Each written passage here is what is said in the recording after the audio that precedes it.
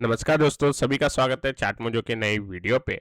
और आज के सेशन के अंदर काफ़ी एक अच्छी अपसाइड की मूव देखने मिली। कल की वीडियो में हम देख रहे थे कि एक एक्सपायरी वाले दिन पे एक बड़ी मूव बन सकती है, डाउनसाइड या अपसाइड। तो ये अपसाइड की तरफ बनी है और इस मूव के अंदर प्रीवियस स्विंग हाई निकल गए हैं, ऑल टाइम हाई लेवल पे निफ्टी अब पहुंच चुका है।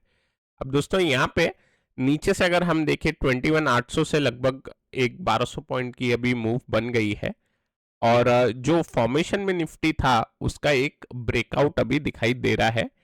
23,000 का जो ये साइकोलॉजिकल हर्डल है ये अभी बना हुआ है निफ्टी पे।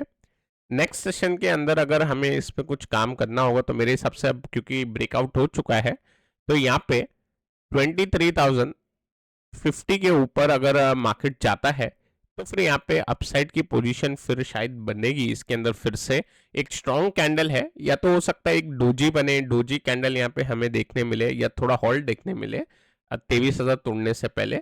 अगर 23,000 टूट जाता है तो 23,50 के ऊपर मेरे हिसाब से फिर 23,200 के लिए हम एक बार प्लान कर सकते हैं ऑन दी हायर साइड।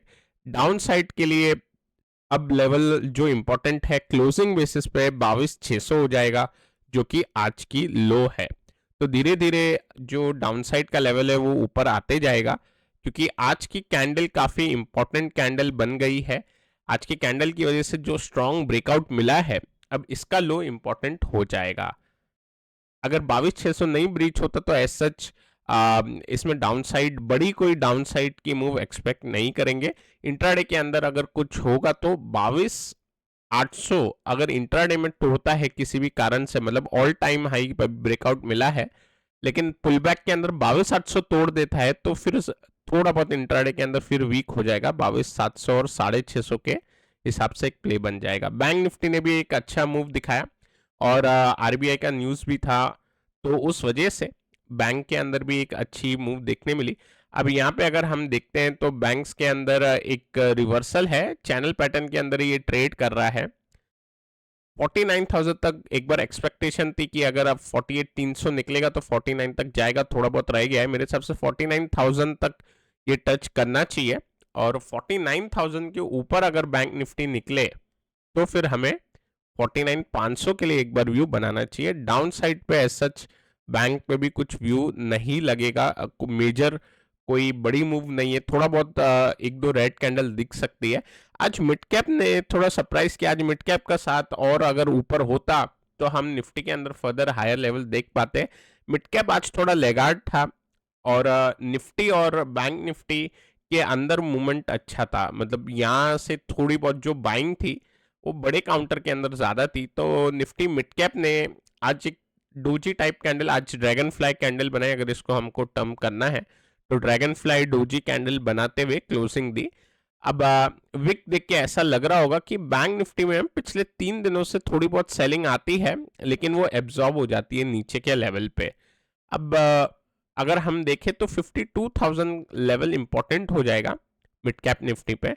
52,000 का अगर ये लेवल टूटेगा मिड कैप निफ्टी पे तो थोड़ा बहुत और साइडवेज जा सकता है नीचे, कोई बड़ा लेवल नीचे के साइड नहीं एक्सपेक्ट करेंगे। बट ओवरऑल यहाँ पे अपसाइड की जो मूव है वो बननी चाहिए थी आज, जो कि थोड़ी नहीं बनी, लेकिन लार्ज कैप के अंदर वो बन गई तो इस वजह से इस पे कोई नेगेटिव व्यू नहीं रहेगा, इस पे पॉजिटिव व्यू रहेगा। अगेन 52,500 के ऊपर कल के सेशन में ये गैप अप देने की कोशिश करेगा और गैप अप देने के बाद अगर ये ऊपर के साइड फिर कंसोलिडेशन देके निकल जाता है तो फिर यहाँ पे फाइनली कल मिड कैप के अंदर भी हम तेजी देख पाएंगे। अब डाउ का अगर हम बात करते हैं तो डाउ के अंदर एक फॉल मिला कल देखने को हल्का सा, फिर अब वापस से एक ग्रीन कैंडल हमें दिखाई दे रही है डाउ फ्यूचर के अंदर। सो डाउ के अंदर थोड़ा बहुत डाउन मूव देखी जा रही है, लेकिन ये फिर से एक पुल बैक हमें आज के सेशन में जो फ्यूचर में दिखाई दिया है, अगर ये फिर से 40,000 के आसपास तक आता है तो ऐसा यहाँ पे भी कोई नेगेटिव संकेत नहीं रहेंगे। बॉन्ड यील्ड जो है वो अभी तक गिरी नहीं है, यहाँ से ये अगर गिरती तो कुछ एक अच्छा हमें मूव दिखाई देता, तो इसका आई थिंक वेट हो रहा होगा। अगर ये बॉन्ड डील यहाँ से डाउनवर्ड जाएगी तो डाउ के अंदर हमें उस दिन मूव दिख जाना चाहिए। अब डॉलर इंडेक्स की बात करें तो ये आज थोड़ा वीक हुआ है, जो कि एक हेल्प कर रहा है थोड़ा बहुत कमोडिटी को। अगर हम देखें तो लास्ट सेशन के अंदर कमोडिटी के अंदर फॉल था, आज अगर मैं देखूँ तो गोल्ड सिल्वर थोड़े बहुत नीचे ही है, लेकिन मेरे हिसाब से आज फिर से आज एक बार के लिए गोल्ड सिल्वर और बाकी सब फिर से इन द इवनिंग सेशन एक बार अपसाइड की मूव दिखा सकते हैं। तो कमोडिटी पे चलते हैं, उसमें पहले ब्रेंट की बात करते हैं। ब्रेंट के अंदर अब नीचे के लेवल आ गए, थोड़े बहुत 81 से ये रिवर्सल दे रहा है ब्रेंट। एक बार के लिए 80.7 और 80 एक्सपेक्ट कर रहे थे, थोड़ा सा एक रह गया क्योंकि इसने प्रीवियस स्विंग लो के नियर सपोर्ट ले लिया। अब हमें लग रहा है कि अब फिर से क्या करेगा ब्रेंट, फिर से ये ऊपर जाएगा और ये एक रेंज बाउंड के अंदर फंस गया है। तो इस वजह से अब वापस से ब्रेंट पे 83.5 और 84 तक की मूव के लिए एक्सपेक्ट हम कर सकते हैं। डाउन साइड 80.5 लेवल इंपॉर्टेंट हो जाएगा मेरे हिसाब से। अभी ये थोड़ा ऊपर के साइड जाने की जरूर कोशिश करेगा 83.5 84 पे। अब गोल्ड की अगर मैं बात करूं तो यहाँ पे डिप है, कल जो गिरावट आई उसके बाद का आज एक फॉलो अप सेलिंग की कोशिश है, लेकिन मेरे हिसाब से यहाँ पे एक ट्रेंड लाइन जो टूटी है, अगर हम इधर एक ट्रेंड लाइन ड्रॉ करेंगे, लेट मी ड्रॉ इट, यहाँ पे हम एक ट्रेंड लाइन बनाते हैं। तो ये ट्रेंड लाइन जो ब्रीच हुआ है, ट्रेंड लाइन ब्रीच होने की वजह से एक थोड़ा सेल ऑफ देखा जा रहा है, लेकिन मेरे हिसाब से ये फिर से कोई हैमर कैंडल बन के या एक पॉजिटिव कैंडल बन जाएगी, जिस हिसाब से नेचुरल गैस के अंदर फिर से तेजी बनती हुई दिखाई दे रही है। बाकी कोई भी कमोडिटी देखो, अगर कोई अप ट्रेंड में रहता है उसमें एक सेलिंग कैंडल मिलती है तो तुरंत ग्रीन कैंडल आ जाती है। तो यहाँ पे उम्मीद यही रहेगी कि एक हैमर कैंडल बने या एक ग्रीन कैंडल बने। वैसे ही सिल्वर के अंदर भी सेम एक्सपेक्ट करेंगे। सिल्वर के अंदर भी आज जो ये फॉलो अप सेलिंग कैंडल है, मेरे हिसाब से यहाँ तो हैमर टाइप दिख रहा है ऑलरेडी, एक ग्रीन कैंडल में एक कन्वर्ट हो सकती है इन दी इवनिंग। कमोडिटी फिर से ऊपर जाने चाहिए। अब यहाँ पे बात करते हैं काउंटर की।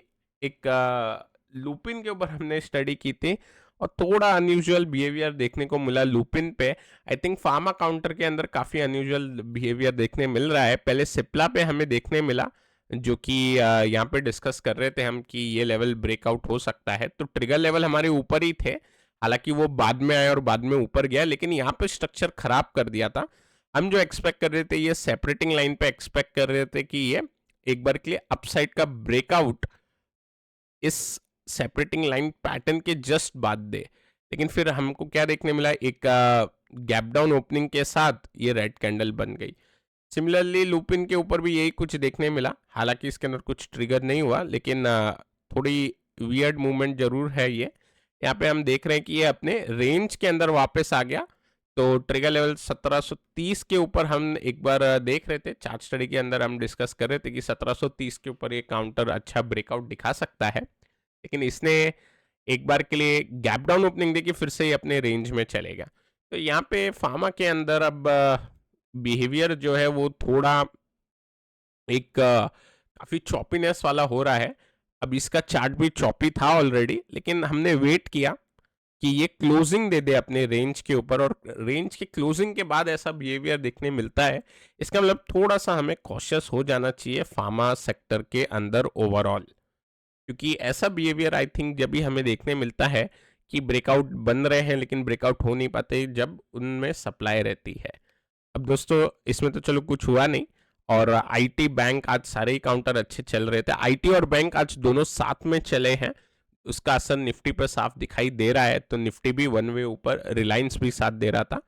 अब बात करते हैं एक काउंटर की, मारुति की। ये भी एक लार्ज कैप काउंटर ही है। अब मारुति अगर मैं देख रहा हूँ यहाँ पे, तो एक असेंडिंग ट्रायंगल पैटर्न बना हुआ है मारुति के अंदर। अगर हम देखते हैं तो पहले भी इसके अंदर एक सिमिलर पैटर्न बना था। अगर मैं यहाँ पे एक लाइन ड्रॉ करूँ और यहाँ पे हम एक फ्लैट लाइन ड्रॉ करें, तो पहले एक छोटे टाइम फ्रेम के अंदर असेंडिंग ट्रायंगल बना, उसके ब्रेकआउट के बाद काफ़ी एक अच्छी मूव देखने मिली। अब वापस से मारुति ने एक असेंडिंग ट्रायंगल बना लिया है।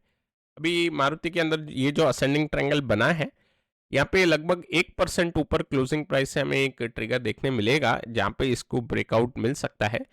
1380 का लेवल 13080, ये लेवल के ऊपर अगर निकलेगा मारुति, तो मेरे हिसाब से यहाँ पे एक ब्रेकआउट की मूव बननी चाहिए। पैटर्न असेंडिंग ट्रायंगल बना है।